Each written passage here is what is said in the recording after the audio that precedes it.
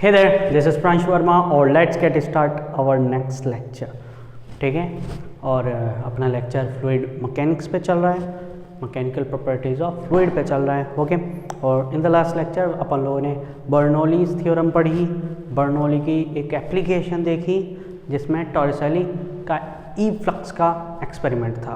Okay, और आज हम अनदर एप्लीकेशन देखेंगे बर्नौली की, जिसमें अपन लोग एक अलग चीज़ की बात करेंगे, अलग डिवाइस की बात करेंगे, और द नाम of this device is equal to venturi meter. What is the name? Venturi metre.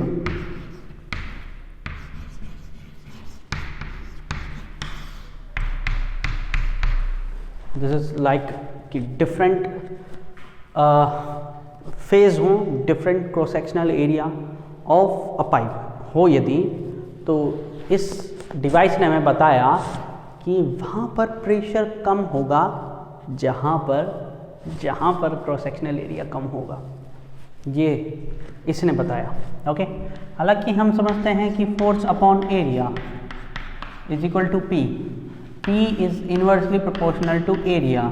यहाँ से दिखता है कि जितना छोटा एरिया होगा उतना ज़्यादा प्रेशर होगा, हमें यही लगता था आज तक, लेकिन वेंचुरी मीटर ने बताया कि ऐसा ज़रूरी नहीं है, एरिया कम करो और प्रेशर भी कम हो सकता है, ऐसा हो सकता है, पॉसिबिलिटी है। देखिए आज का एक्सपेरिमेंट हमारा उसी पे बेस है। हम एक डिवाइस लेने वाले हैं। ओके, बेसिकली जो अपनी डिवाइस है उसमें हम different cross sectional area use करेंगे। ओके, हमारा एक पॉइंट यहाँ पे होगा, पॉइंट ऑफ ऑब्जर्वेशन, और एक पॉइंट होगा यहाँ पर, सेकंड पॉइंट ऑफ ऑब्जर्वेशन। हमारा फ्लूइड फ्लो कर रहा है, बट अपना कोई भी फ्लूइड ले लो, कोई भी फ्लूइड ले लो, कोई प्रॉब्लम नहीं है। ठीक है, फ्लूइड फ्लो कर रहा है बेसिकली। अब यहाँ पे देखो जरा, ध्यान दो। ठीक है, इस पॉइंट को मैं कुछ मान लूँ, ए पॉइंट दे दूँ उसको, and that point is B. ध्यान से देखो, मैंने मान लिया कि यहाँ पे क्रॉस सेक्शनल एरिया है A1, ओके, और here the cross sectional area is A2. Here the velocity of the fluid is V1, the velocity of the fluid is V2. Okay, the pressure is P1 and the pressure here is point P2. So basically both are at same horizontal point, है ना? Here H, here H. So the difference between the altitude is 0. ये सब चीज़ें आपको दिख रही है ना? चलिए, एक चीज़ ये दिख रही है कि फ्लूइड हमारा फ्लो कर रहा है ना?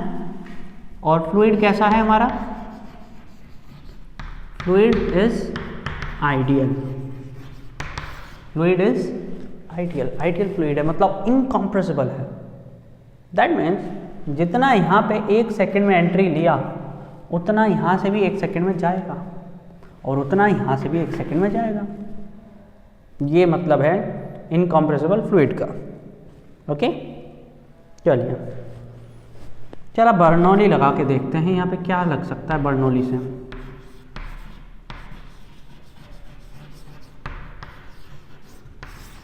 बर्नौली इक्वेशन याद करो क्या थी? चलिए, P1 plus rho g H1 plus half rho V1 square equal to P2 plus rho g H2 plus half rho V2 square. Is it? Yes it is. Okay, rho g H1 and rho g H2 both are same quantity, they will going to cut each other. Okay, neutralize itself. यहाँ से मुझे निकालना था pressure difference फिलहाल के लिए, P1 minus P2। अभी मैं प्रूव करूँगा कि P1 is greater than P2। How? Let's see. Half rho, look at here, this will be V2, this will be V1, तो V2 square minus V1 square. Clear? Please tell me. It is clearly we can see that कि A1 is greater than A2. A1 is greater than A2. This is the easiest thing that you can see, है ना, यहाँ पे clearly देख सकते हो. From continuity equation, A is inversely proportional to the velocity. That means V2 is greater than V1. हाँ या ना? That means V2 is greater than V1. बहुत तगड़ी बात कह दी सर आपने. हाँ जी, मैंने सही बात कही है. V2 is greater than V1. यदि V2 greater than V1 है तब ये टोटल वैल्यू क्या रहेगी? पॉजिटिव. और यदि पॉजिटिव रहेगी तो P1 दिख रहा है आपको, P1 में से माइनस P2 होके भी पॉजिटिव आएगा, तभी तो चीज़ सेम रहेगी. नहीं, चलिए ठीक है, नहीं समझ में आ रहा है यहाँ से कोई दिक्कत नहीं है, इसको थोड़ी देर के लिए डिब्बे में रखते हैं हम. ओके, यहाँ से हम ये कह सकते हैं कि pressure is directly proportional to the square of the velocity, क्योंकि h चला जा चुका है. हमने यहाँ पे एक चीज़ लिखी थी P plus half rho v square plus rho g h equal to constant. Bernoulli में लिखा था कि नहीं याद है? इस टर्म को यहाँ पे हम नेग्लेक्ट कर रहे हैं क्योंकि पोटेंशियल सेम है हर जगह. ओके, तो इस चीज़ को नेग्लेक्ट कर रहे हैं. इसका मतलब क्या है कि P is plus half rho v square is equal to constant, या अपन लोग बोल सकते हैं कि P और वी स्क्वायर प्रोपोर्शनल है. P और वी स्क्वायर क्या है? प्रोपोर्शनल. और यदि वी स्क्वायर से प्रोपोर्शनल है P, है ना, तो एरिया कम होने पे प्रेशर कम हो जाएगा क्योंकि वहाँ वेलोसिटी ज़्यादा है. ठीक है, प्रेशर कम हो जाएगा वहाँ पे. समझ में आया? क्योंकि वहाँ वेलोसिटी ज़्यादा है. ठीक है, समझ में आया? बहुत आसान था ये चीज़. ओके, तो यहाँ से एक चीज़ हमें पता चल गई कि प्रेशर P2 पे P2 will be less than P1.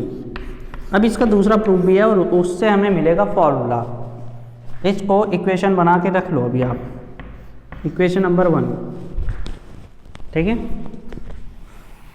हम क्या करते हैं यहाँ पे वेंचुरीमीटर पे हम क्या करते हैं, एक लगा देते हैं यहाँ पे manometer.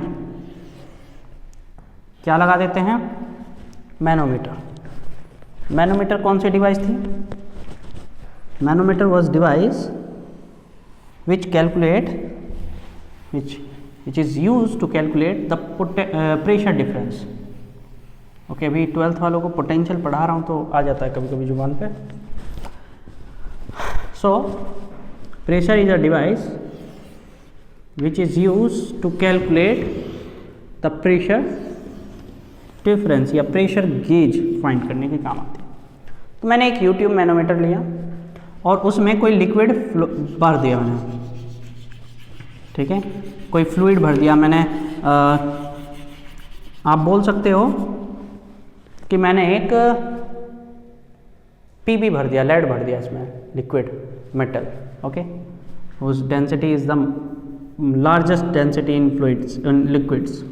Okay okay, so look at here. क्या होता है, मैंने ये पाया कि जब मैं ऐसा करता हूँ तो इधर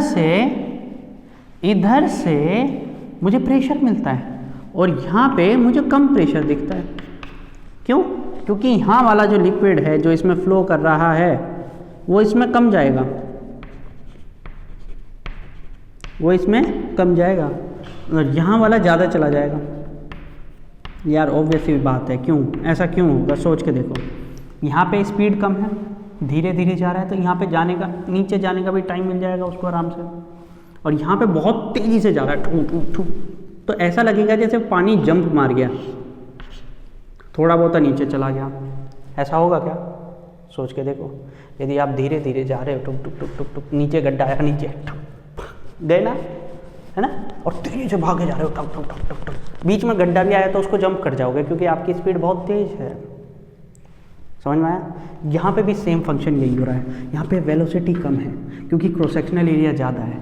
क्रॉस सेक्शनल एरिया ज़्यादा होने से, वेलोसिटी कम होने से जो हमारा फ्लूइड है उसको नीचे जाने का टाइम मिल जा रहा है और वो ज़्यादा नीचे जाके प्रेशर ज़्यादा दे रहा है, यहाँ पे उतना टाइम नहीं मिल रहा है, वो कम प्रेशर दे रहा है।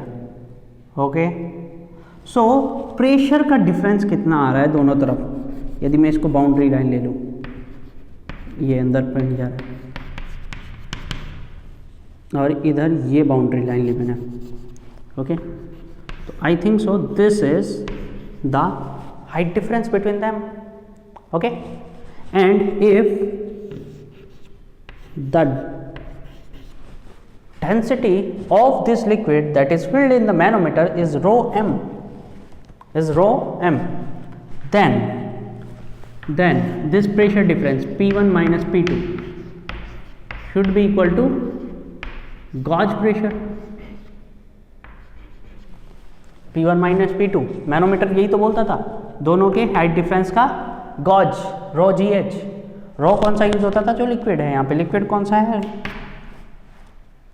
अरे यार यहाँ पे हम प्रेशर देख रहे हैं, यहाँ पे इस लाइन पे, ठीक है, हॉरिजॉन्टल पॉइंट है ना ये, और ये हॉरिजॉन्टल पॉइंट है। ओके, इसका प्रेशर कितना है? जितना इसका है P1 है ना, और यहाँ पे प्रेशर कितना आ रहा है देखो, P2 तो यहाँ पे है और रो जी एच इसका है ये, तो P2 plus rho g h equal to P1। P1 की वैल्यू क्या है? P2 plus rho g H, या P1 माइनस P2 कितना आ जाएगा? Rho g h. From equation number 1 and 2, the left hand side of both equation is equal to, both are same, so right hand side should be also equal to each other, so just put the value half rho V2 square minus V1 square। Okay okay, एक काम करते हैं, चलिए next step में कर लेंगे, कोई दिक्कत नहीं, हमें कोई जल्दी नहीं है, करेंगे ऐसे क्वेश्चन जैसे कोई हमें देख नहीं रहा। ओके, सो हटाओ, take V1 common from here, so that will be rho V1 square V2 square minus V1 square minus 1 equal to rho mgh। Rho mgh, clear? Okay, so from continuity equation as we know A1 is equal to होता है A2 V2, A1 V1 is equal to A2 V2, so from here you can say that V2 upon V1 that will come equal to A1 upon A2. Put the value here, so you'll get the value half rho V1 square A1 square upon A2 square minus 1 equal to rho m g h। Find the value of V1 from here, you can say rho m upon rho of liquid या fluid जो भी flow कर रहा है, जी H 2 भी आएगा। Okay, upon में ये सारा टर्म A1 अपॉन A2 का स्क्वायर माइनस 1 और इसका टोटल डिब्बा। This is the velocity at this point. ये किसकी वेलोसिटी आई? बी पॉइंट की। किसकी आई? बी पॉइंट की। Now just find the value of V2। Okay, हटा दूं फिगर? लिख ली होगी, उतार ली होगी। हाँ, अरे इतना तो काम कर लिया करो, बिन बताए रहा ना जाए सर। ओके, सो V1 की वैल्यू आ गई हमारी 2 rho m upon rho g h upon A1 upon A2 का whole square minus 1। Okay, so now we have to find the value of V2। V2 की वैल्यू क्या हो जाएगी? देखो जरा, V2 की वैल्यू क्या हो जाएगी? A1 upon A2 into V1, A1 upon A2। V1 की वैल्यू है 2 rho m upon rho ji हाइच upon a1 square upon a2 square minus 1. This is the value of V2. अपन लोगों ने एक किला जीत लिया है। हालांकि V1 की ही वैल्यू पूछता है जनरली, ठीक है, सॉरी V1 की वैल्यू पूछता है जनरली, लेकिन सॉरी चौक है ना, चौक। Okay, so that was the whole derivation of venturi meter. किसका डेरिवेशन था ये? वेंचुरी मीटर का था derivation. It was an easy, not so easy but it is okay.